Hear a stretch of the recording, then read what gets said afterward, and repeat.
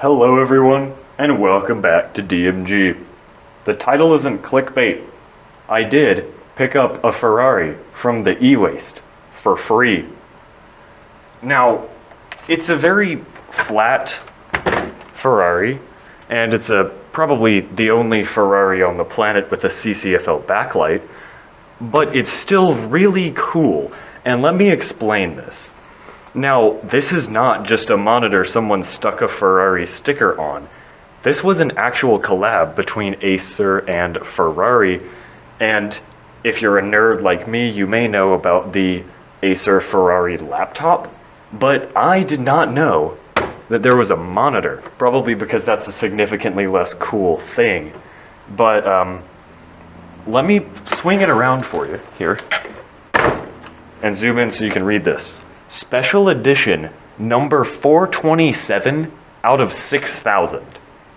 I don't know if there were multiple runs of these, or if I actually have one of only 6,000 of these out there, but either way, this is pretty cool. Now, first of all, the plastic is very glossy. You can see a lot in the reflection here. Looks like our date is August 16th, 2008. And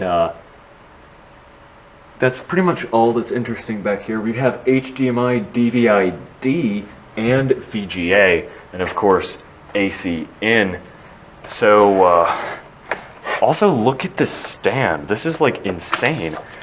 It has this wacky, overcomplicated stand and this power button here. Now, I think it's CCFL backlight because it's so thick. I'm not quite sure what the aspect ratio is, but it's probably going to be something pretty high. Again, I'm so sorry that the monitor is very glossy and you can see everything that I'm doing, but that's just the way it is, and I can't make it less glossy, so don't complain about it, please.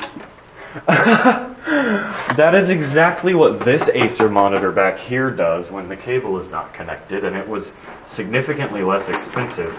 Oh, speaking of expensive, let me remind you that most of my e-waste finds, including this one, come from my school. And it's really making me question where the IT budget is going if we're buying Ferrari monitors.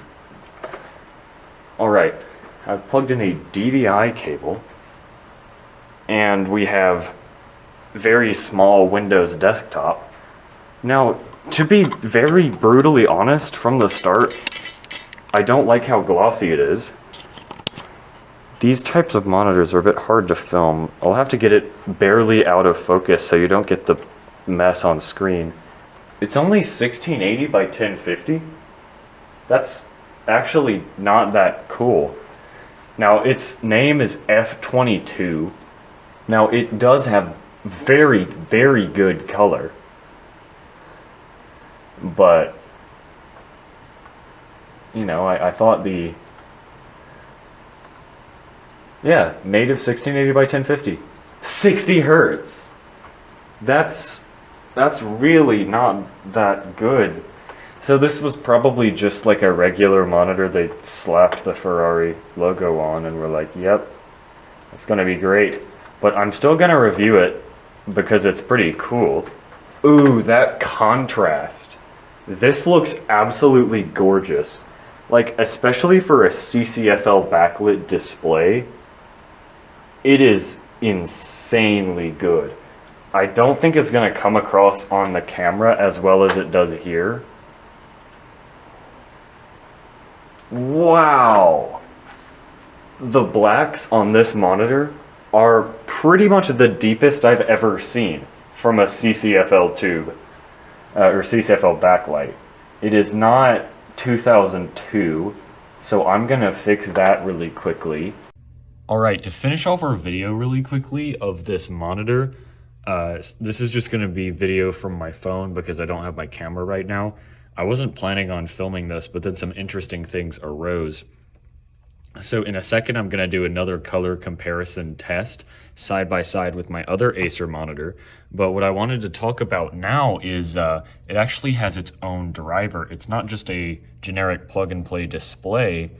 It has its own driver with like a custom color profile.